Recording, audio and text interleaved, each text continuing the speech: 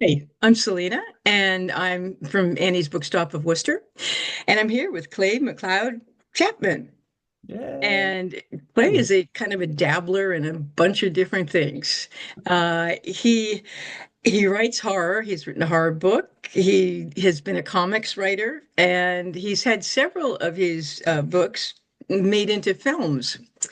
So, Clay, for readers unfamiliar with your work, how would you describe what it is that you write?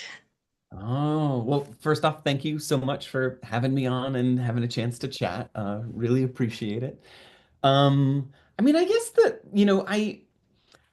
I write about characters, the people that you wouldn't necessarily want to meet in a dark alleyway, like when I started writing, there wasn't even like a horror section at your local bookstore. Like this was early 2000s. And I was always writing kind of darker, offbeat, quirky stuff. And then horror started to kind of like bubble back up in its kind of popularity and its resurgence. And I guess I would say I definitely write horror, and if not kind of straight up kind of, horror, not like stories, then definitely horrific. Terrific. Ah, okay. And what do you think draws readers to these kinds of books? I mean, I ask myself that question all the time, and I don't know if I have an answer. Like, I know for me as a fan of horror, I'm constantly kind of antagonizing, like, why do I read this stuff? Like, what am I thinking? And because the world can be a pretty scary place. And I do think that like horror in fiction and in film and in art in general, like it helps me kind of filter and process the horrors of the real world. And by giving it a mask, by using the metaphor of our monsters, whether they're zombies or vampires or serial killers, like uh they they kind of make sense out of the senseless. And it allows me a chance to kind of process, but also, I do heartily believe in that kind of roller coaster metaphor that, like, it can be fun. It's a thrill ride. Right. Okay, sounds good. So, what was what can you tell me about your latest book? Speaking of horrific, um, I, Yes. yeah, oh boy, here we go. I wrote a book called Wake Up and Open Your Eyes, and it comes out in January 7th, 2025. And it's it takes the basic premise of like, what if half of the country was possessed by demons? And what half of the country is possessed? Well, I guess that kind of depends on where you get your news from. Where do you get your information from? Is it through cable, like 24-hour cable news networks? Is it social media?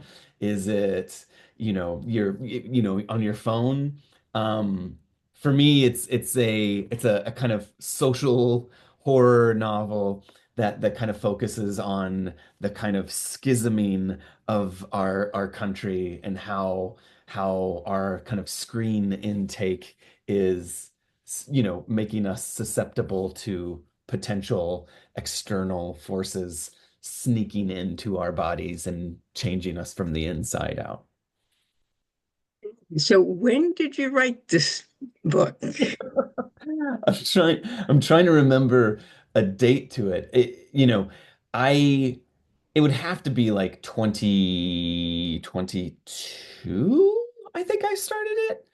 Um, it's there were certain kind of things that have been happening in the country, whether that's elections or riots or upheavals, that, like every time I kind of like was watching the news, there would just be these kind of like segments that were just like horrifying. And that stuff started kind of making its way onto the page. Okay, so that what exactly was the inspiration for it? there's a lot of different kind of various kind of seeds that all kind of coalesced into this one story. And one of them, to be frank, like one of them is, with my personal family, like I'm kind of at a place where there's a certain conversation that tends to happen at holiday dinners where, you could be like, this is what's happening in the world. And then someone else will be like, well, that's not true. That's not what's happening. And then you realize that this kind of cognitive dissonance is like, oh, you watch, you get your news or your information from this channel, and I get it from this channel. And we don't necessarily see the same information, kind of coming through our networks of choice.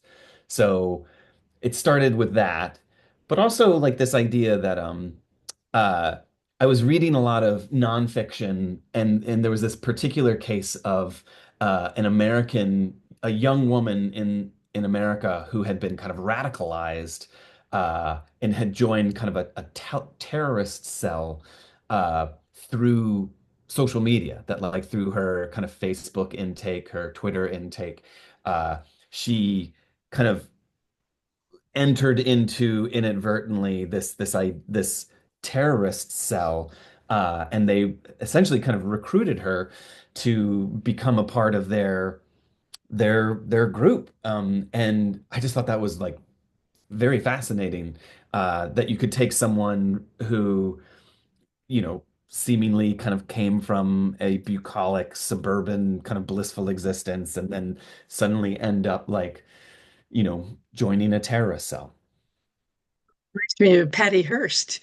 Exactly. Very much so. Yeah. Like those stories to me are just so utterly fascinating. And like that, like Patty Hearst was that late 60s, early 70s? Yeah. Like, yeah. I mean, like it's been a part of our culture for decades. And it happens with, I don't know if alarming frequency is the way to say it, but it happens enough that when it does, it feels so shocking, and yet it shouldn't, because there it is. It's been, it it happens enough. People can be kind of brainwashed in a sense, but Yeah. just by the information that they're given. Yeah. No, and I think that like, we're in an age right now where information is coming at us so quickly and from all of these kind of external sources that it's almost impossible to know what is real, what isn't, what is true, what isn't. And I think that like, I don't know, that kind of terrifies me personally. Dude, it's crazy. So, Yeah. what kind of research, if any, did you have to do for this book? Oh my God. So much, so much. I would And imagine. yeah, I'm a habitual reader. Like I feel like as soon as I start kind of like working on a book, I need to kind of immerse myself within the culture of that book. So I'm reading nonfiction, I'm reading fiction. Like I also want to kind of like pay homage to whoever my fictional forebears are. So like I was reading, this is a demonic possession book. So I was reading as many kind of demonic possession novels as I could, as well as kind of whatever nonfiction I could find on it. So, I at the end of the book, there is a very extensive reading list where I just kind of like say, these are all the books that kind of went into uh, either the research or inspiration for the novel I wrote. Uh, so mostly it was from your reading that you got the Yeah, information. yeah. You know, I mean, one could argue that like for a book like this, you can just go home to your family for Thanksgiving dinner, and then that becomes kind of research in of itself. But yeah, I did a lot of reading, a lot of even like watching films and I've gotten to a place personally where like I have to kind of wean myself off of the kind of 24-hour news networks, because I feel like it's a little unhealthy, if you watch too much of that stuff. So I think I learned my lesson in 2016 at that election cycle. Um, and yeah, so more books, a lot of reading. We're sitting there on the TV during the election cycle. It was like, I can watch this. What's going on now? It's crazy. I mean, and we've been conditioned to be that. Like, it's like we have to like tune in. We have to like, what's happening right now?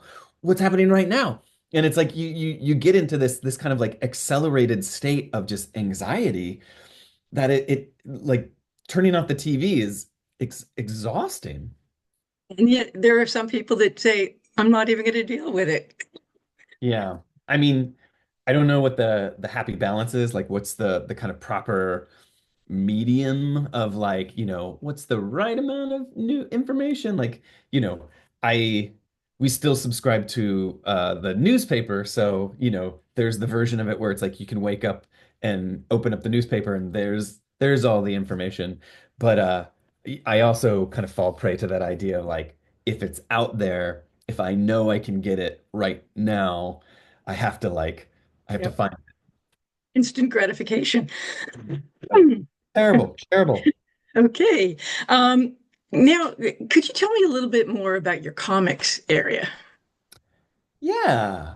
I I mean, I've been really, really lucky where I've just been able to kind of write for all of these different mediums and, certain stories kind of suggest or kind of insist that they be told in certain specific ways. And for comics, I mean, I've been able to write for Marvel for a couple of years, like almost like 10 years now, which is amazing. Like playing in their sandbox is just phenomenal. But also I get to do creator-owned comics and like right now I'm actually working on a new series for Dark Horse Comics, which is an amazing independent comic company, and I'm writing a 4-issue miniseries for them called Seance in the Asylum, and it's a historical horror series, like kind of gothic, creepy underpinnings, very spooky, very supernatural, and it allows me a chance to kind of like get all my obsessions for seances out into the page. Wonderful. So, what was the biggest challenge that you had in writing and putting out the wake up and open your eyes? What's the biggest challenge of writing and putting it out? I am terrified of this book. I mean, I I this is kind of a buyer beware, but it's like author writer beware, where like I wrote this thing and it is I mean, maybe it's bold, but it's definitely brash and very kind of like it's not going to be everybody's cup of tea. And I'm acknowledging that, but I'm also kind of bracing myself for what how the world is going to take it, you know? You put these books out there into the world and you just never know whether people are going to love it, hate it, somewhere in between. Um, so you're asking about one of the biggest challenges of putting it out. Like, I don't know yet, but like I'm bracing myself for like what, once it's actually out there in January and it's on the shelves, I uh I think I'm bracing myself for a very strong reaction. I hope it's a strong reaction of people at least wanting to have a conversation about it. Love it, hate it. I, you know, I feel like it's gonna fall in either camp, but I have to believe or I hope that it won't be an apathetic response, that it's gonna be one or the other, some extreme. Are you kind of nervous that a certain group of people will think you're getting at us? Yeah, yeah, I do. But I also, in kind of a fair and balanced way, I, I, it, at first blush, at first glance, it definitely seems as if it takes on the perspective of me, the author, attacking or taking to task one particular end of the spectrum, of the political spectrum. But for those readers who commit to the book, you know, maybe they would be pleasantly surprised to find out that, it's not just a one-sided kind of polemic and it actually takes the other end of the spectrum to task, for their own kind of shortcomings or, within the kind of current political, cultural crisis that we find ourselves in. Maybe maybe you should tell us a little bit more about the story so people can understand what we're talking about. It centers around a family called the Fairchilds, and our kind of way into the story is there's this man, the father, Noah Fairchild, whose parents have kind of systematically kind of receded into their conservative, you know, talking points that like they get their news from one of the more kind of conservative cable news networks and Noah is kind of realizing he feels like he's losing his parents, and all of a sudden they just stop returning his calls, they just disappear. So Noah feels compelled to leave his kind of liberal bubble of Brooklyn, New York, to travel down south to where his parents live, and see what's going on with them, because they won't pick up the phone anymore. And when he gets there, he realizes that things are very bad and far worse than he could have ever imagined. And that's when all hell breaks loose. And what the reader comes to learn shortly thereafter is that it's not just Noah's parents that this is happening to, but it's everybody across the country. And it's, you know, the aperture for the novel kind of expands kind of exponentially to kind of look at the maybe not the world view, but the kind of national view of what's happening around the country. Thank you. No, no problem. So, what character did you love or hate the most while writing this, and why? Oh man. I mean, it's a little bit, I mean, it's funny because like it's a little bit of love and a little bit of hate for each of these characters. And just because we were talking about Noah, I do feel like Noah is a kind of narrative surrogate for myself. So I'm basically just kind of taking myself to task with his character. So I don't know how much I love and hate him because it's basically me saying how much do I love and hate myself. But Noah is one of those characters where like you you put yourself on the page as in whatever kind of filtered way. But yeah, I think that he gets a lot of love. He doesn't, well, does he get a lot of love? He definitely gets a lot of, he goes through the ringer. I'll say that. I put him through the ringer. That's good. And when you write your stories, are you a pantser or an outliner? A little bit of both. I do an outline up front, but it's a pretty loose outline.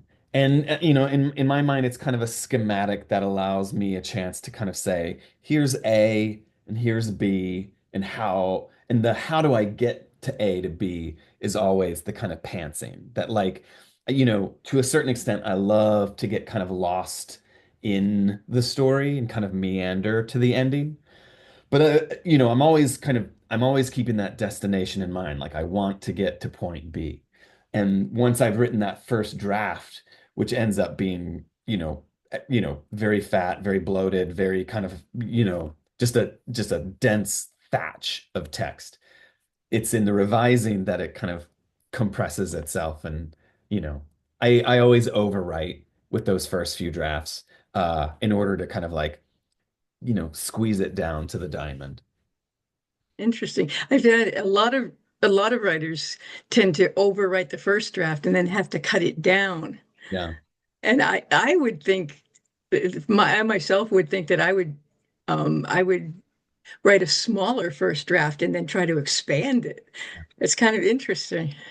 I mean, it's funny because like I find if I don't overwrite, it's harder for me to kind of think in terms of expansion, in terms of like, cracking it open even more. Like I don't know, like overwriting feels like, oh, I've done it. I just have to find it. I've like I've told the story, but there's a 200, 300 page novel somewhere within these 500 pages. And it's just, now it is up to me to kind of locate it. Uh, because if it's like, oh, I've only written 100, 200 pages and I need 100 more, that to me feels very daunting because I wouldn't even know how to get it at that Do point. you, do your characters kind of tell you where the story's going? I, you know, Truthfully, yeah. And a lot of it has to do with the fact that I love first person narrative. Like I just love starting from the perspective of me, take my hand, I'm the narrator of this story, and let me spin you a yarn. Because like honestly, like for me, like even if I don't have an agenda for the day in terms of what I need to write, if I just sit down and let a character start telling their side of the story, I I feel like they're like it's almost like we're kind of going on this kind of discovery together. We're gonna find the story one way or another. Yep. Me and the narrator. Okay. All right. Yeah, I think that's great. Because sometimes, when you create your character, well, a question, when you create your characters, um, do you have the story already kind of in your mind, right? And then you create your characters, or do you create some of your characters first? Um, I do think ultimately it starts with story, but I always it's funny because like for me, character ends up being the story. That like who is the storyteller? Who is the person that would tell this story and why would they tell this story? And for me, that's so fascinating that like, the story, even if it's the thing that kind of initiates the story, like the kind of seed of a story, like story ends up being like maybe 10% of anything that I personally write. But the storyteller, the character, the narrator, like they end up being kind of 90% of it purely by default of like, you know, in a funny way, like I think when you write first person, you're doing two things at the same time, which is you're introducing a character to the reader, but you're also telling that story. And those two things kind of like get baked into one another in such a way that it never feels like it's just one of those things. It's always both kind of happening parallel to one another or simultaneously to one another. So yeah, the story feels kind of incidental and character kind of takes the primary focus because the character is the one telling the story. Hmm. Yeah, that's very interesting. That's great. So, what can we expect from you in the near future? I will be hiding in my office. No, no, no, no. I I mean, this book comes out January 7th, and I'm going to be on tour. I'm going to be kind of going up and down the East Coast at least to like try to convince people to buy my book. Seance in the Asylum is coming out every month. The first two issues are already out, and the next one comes out like I think December 18th. And then another issue in January. So I'm really excited about that. Yeah, just kind of telling stories, like just trying to keep writing. I realized this, like in 2025 alone, I have three books coming out. Um, and it's pretty daunting, but I'm very fortunate to be able to say that. I know that, excuse me, that several of your books have been turned into movies as well. So do you have any other plans? I mean, maybe. Like I have to be a little kind of coy about it, sheepish about it, but like, there's been optionings and, developments and drafts and, like until there's a green light, until there's like someone says like it's official and I feel like I'm going to hold my breath until I see it on the big screen myself. But there is a possibility that there will be something in the not so nearish future. Perhaps. Fingers crossed. But I'm not We going to will jinx it. stay tuned. Please, please, please. So, questions about you on being a writer. Yeah. What's your favorite part about being a writer on the whole writing and publishing process? Um, it's that answer kind of changes not day for day, but it changes kind of frequently. Um, I mean, I just feel really lucky, first off. Like I just feel like lately in particular, like I've kind of wanted to take mo personal moments to kind of say to myself, like, I'm very fortunate that this is my career, that this is what I get to do. Um, so I always feel like I need to pay lip service to that.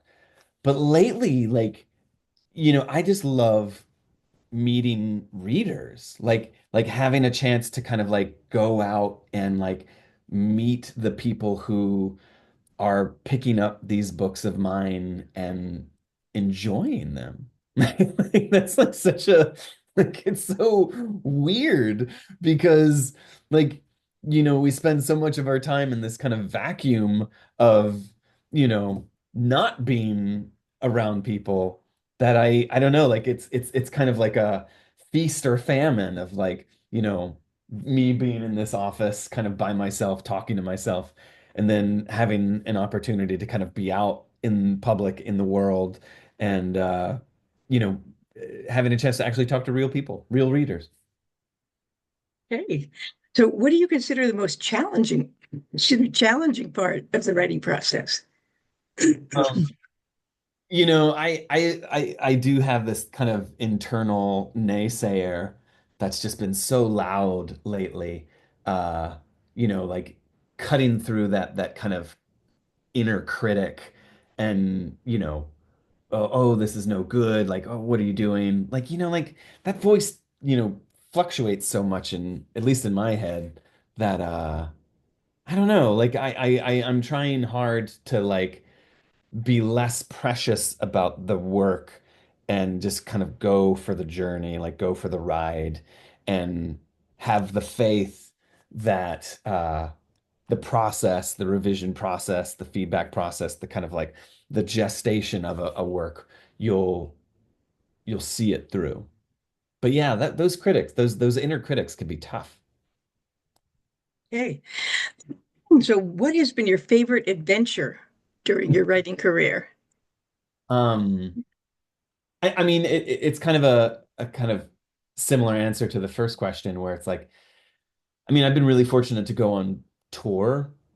And occasionally I'll get to go to a place that I've just never been before. And it's not I don't know, like any chance that I get to go to a place because of my writing, because I wrote something and either a library or a bookstore or some event space will be like, we want you to come here to Indiana, Texas, London, like you name it. Like, if I'm on a trip because of something that I've written, like that's mind blowing. That's just so wild to me. So yeah, I just love that. Like I like that, counting my lucky stars every day for that opportunity. Okay. What is the greatest lesson that you've learned thus far in your writing career? Um, I mean, I've learned a few, and I think the first one that comes to mind is like, no one's gonna really give you the opportunity or the opportunities don't present themselves on silver platters as much as you kind of hope and dream that they do. Um, and I think for me, like a lot of it has been like making my own opportunities or kind of like, you know, bringing the mountain to Muhammad. You just want to kind of put yourself out there in some way that eventually other people will notice. But, you know, at the end of the day, like you have to make the opportunity for yourself. You have to like always hustle.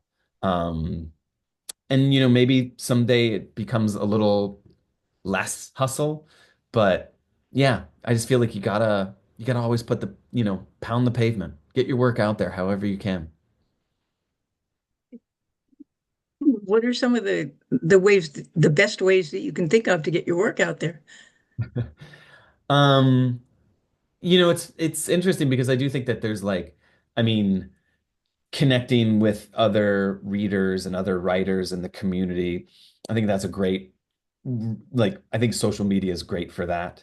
I think doing events, going either participating in events or going to other people's events, like just being kind of in person, like being like you know, engaging with the community that you want to kind of partake in or participate in.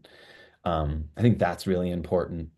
Um, I mean, submitting your work, like, you know, whether it's anthologies, contests, publication, like, you know, I'm constantly kind of submitting stories and getting rejected and then resubmitting stories. And like, you know, you just got to get your work out there, you know? Okay. Is there any other advice that you want to share with other writers? Um, Is that I don't, it? well, I don't know. I mean, like William Goldman said, nobody knows anything. And more often than not, I'm starting to believe that, and it feels true.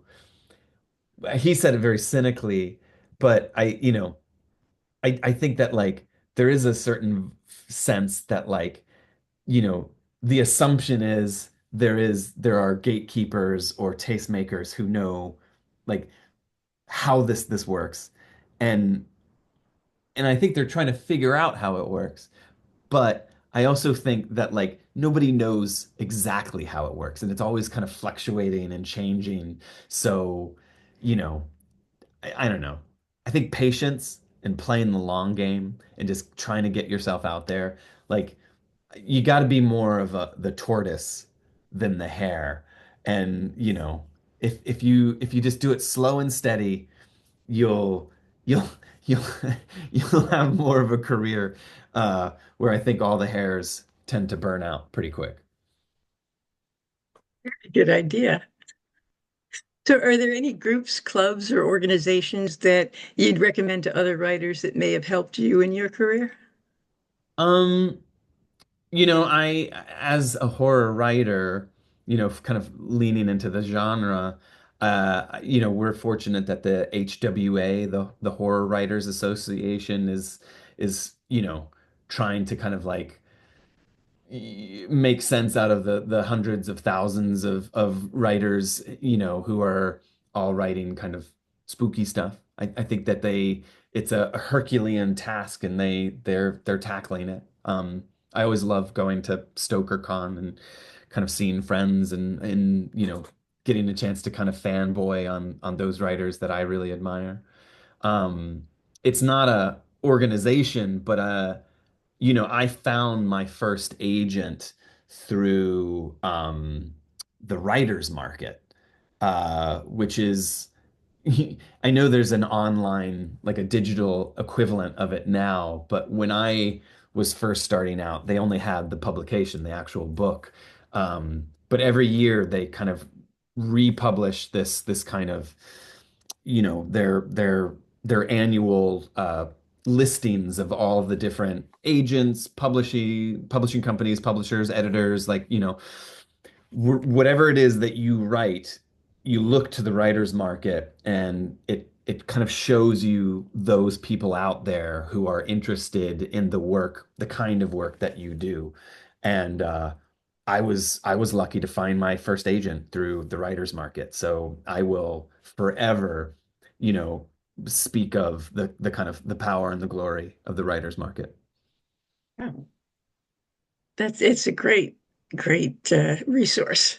Yes, Yeah. it's amazing. And Like, there are also other specific writers markets too. There's the children's book writers market, and yeah, the all poets kinds of other market, ones. like, they've really kind of figured out how to kind of make it kind of detail specific to whatever it is that you're writing.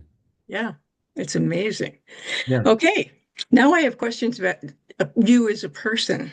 Ooh. What is one thing that most people don't realize about you? Oh man. Um, I I mean, I don't know if this is true. I mean, like I believe this, but I'm a very anxious person. I deal with a certain level of anxiety and like that in of itself is kind of a very hard thing to navigate. So I overcompensate for my own kind of personal anxieties. I don't know if people know that or not, but that is something I'm going to say. Okay, good, great admission. Wow. Yeah. Okay. Now, this is a hard question. You may or may not have an answer to this one, but what question do you wish interviewers would ask you, and what would your answer be? Man. I don't have a specific answer, but like I have come to realize that like when I do interviews, particularly like podcasts or where it's a conversation and it's scary because like print media and even like online journalism is it's kind of compressing and kind of there's less of it now. So podcasts tend to be this is where we go to kind of have these interviews, have these conversations. So for better or for worse, I end up using these types of interviews as ways of just kind of getting it all out there. Like I find podcast interviews in particular to be oddly very cathartic, if not therapeutic. Which is that's a weird thing to say, but it's true.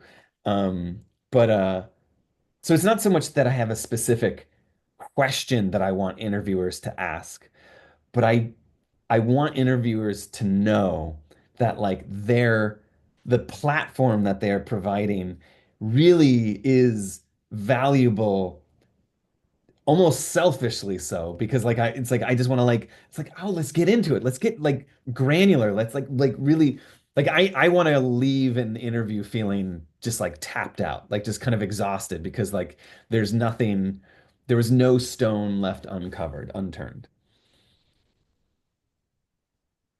So what did you want me to cover? Go for it, dig deep, Yeah, don't hold dig anything deep. back. Okay. All right. So, what is or are your hobbies, or your passions when you're not writing? And how do you make time for doing those hobbies and things that you love? um I swim. I'm a habitual swimmer.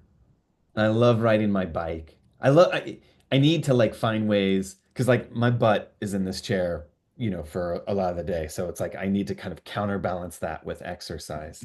And I've always been a water baby, so swimming is really important. And there's a pool nearby that I go to, try to go every day. That's a little harder now. I read. I just need to read. Almost to the neglect of my family and my children. Like the I get my writing done in the first part of the day, and the latter half of the day is kind of like reading time. Um, and my kids, I mean, like it's they're not a hobby, it's a way of life, it's a lifestyle. But I just I feel like yeah, I have two boys, and they take the kind of like front of my brain. And that's where they live. So, what does your writing space look like? And what do you need to have around you when you're writing or editing? Um, I mean, my this is my writing space and it's very cluttered. I there's a little bit of chaos to it. Like I have a lot of like sticky notes. Like I love post-it notes. So like I'll just have an idea for something and I'll scribble it down and I'll just slap it against the wall. And like maybe it'll become something, maybe it won't. But like yeah, I there's a lot of wallpaper of post-it notes. Um I I need I need books. I need to feel kind of like and it's not even like trophies. It's they're like but I love just kind of like memorabilia from like kind of old events and like seeing, like if there's like a poster or a flyer for something I did like years ago, I don't know, like I get kind of sentimental about those sorts of things. So I usually like stick them up on the wall. Any foods or drinks that you need to have with you? I am a peanut butter fiend. I eat so much peanut butter just straight out of the jar. Like I need to like if I eat too much, it's nap time. Like so like I need to eat it's not like snacking, but I just need to eat a steady stream of protein to get me through the day. This is awful to admit.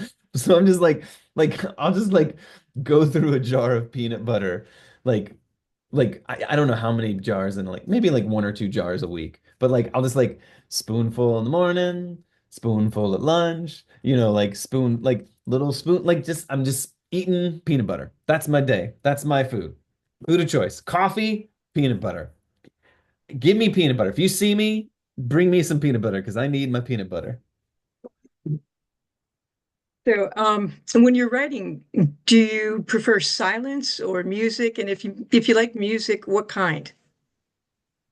I used to write more often with music. Um, but I haven't recently, and I can't really kind of quantify that I don't know why, but I just kind of eased out of it.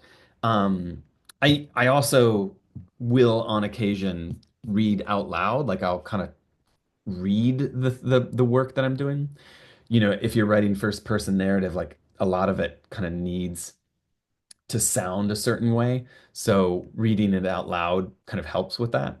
Um, but yeah, I haven't been listening to music, which I'm a little disappointed at. Like I'm bummed that I don't as much. But yeah, to a certain extent, it's just kind of like it when I do listen to music, it has to be no lyrics, no like just kind of ambient sound that kind of and I'll just put one song on repeat over and over and over again. So I'll listen to the same song like 20 million times. Um, but yeah, I haven't lately. It's been tough. Maybe it's just because I'm not finding the right music. Yeah, I guess when you're writing, I guess you have to have the right music with the right, you know, ambiance. Yeah, it's funny. The last novel I wrote was called What Kind of Mother? And I had this one song. It was like a 20-minute long song. It was called Pockets of Light. And it's a beautiful kind of piano song. It has some lyrics at the very, very end, but for the most part, it's just these dizzying kind of piano chords. Uh, and I would just put that on repeat to such an extent where like I can hear it even now. Like it's just like it's like baked into my brain. Um, and if I hear that song now, all I can think about is the writing of the book that I wrote while listening to it. So yeah, it's funny. Yeah. And writers very often have furry or feathered or otherwise non-human companions to help them with their work. And do you have any? And do they help or hinder you? Uh, I have a dog. His name is Thor. And Thor, He's not with me right now. He's usually like right over there on a pillow. Um, he helps. He provides moral support, but he also hinders because like whenever the mailman shows up and rings the doorbell, the UPS guy delivers a package. He is just off and running and barking, and that is aggravating. So I get a little grumpy when he does that. Um, Now, my last two questions. Where can, where can people find your work aside from Annie's Bookstop of Worcester, of course? And you can get you can get Clay's work, excuse me, at Annie's if you call us at 508-796-5613, or you can email us at orders@anniesbooksworcester.com. So where else can people find your books? You can find me on social media. I'm trying to navigate all of the kind of social media apps. So Facebook, Instagram, Twitter, Blue Sky, Threads. Like I'm figuring them all out. Like doing a terrible job, but trying to be present, on the social media sphere. Very Googleable. So like yeah, I mean like find me out there anywhere. Like I'll, either in person or digitally. Like I'll come visit. You just answered my last question, which was how can we follow your work and find your and share your awesomeness? So anyway, You go. Perfect. that was great. Well, thank you so much, Clay McLeod Chapman, and we'll we will hopefully be hearing a lot more from you. Soon. Thanks very much. Thank you.